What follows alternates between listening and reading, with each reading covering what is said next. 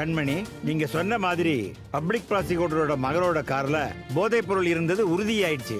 But இதுக்கும் குற்றம் சாட்டப்பட்ட ரவியோட வழக்குக்கும் என்ன சம்பந்தம்? என்ன ப்ரூவ் பண்ண வரீங்க? என் மகனை நான் அப்படி வளர்க்கல. அவன் அப்படி பட்டவே இல்லை யுவர் ஆனர். ஆமா சார், உங்க பையன் அப்படிப்பட்டவர் இல்லைன்னு உங்களுக்கு தெரியும். ஆனா சட்டத்துக்கு தெரியாதே. உங்களுக்கு தேவை ஆதாரம் மட்டும் தானே. உங்க பையனோட கார்ல போதை பொருள் இருந்தா அவனை அரெஸ்ட் பண்ணி நம்ம ஜெயில போடலாம்ல. ஐயா, அரசு தரப்பு வழக்கறிஞரோட பையன் குற்றவாளின்னு நான் சொல்லல. உண்மையாவே அவர் மேல எந்த தப்பும் இல்ல. என்ன என்ன என்ன சொல்றீங்க? உங்க பையன் கார்ல போதை பொருள் இருந்ததால அவரு போதை பொருள் வியாபாரின்னு முடிவு பண்ண முடியாதுல்ல. அதே மாதிரி என் சித்தப்பா வீட்ல போதை பொருள் இருந்ததால அவரையும் குற்றவாளின்னு முடிவு பண்ண முடியாது.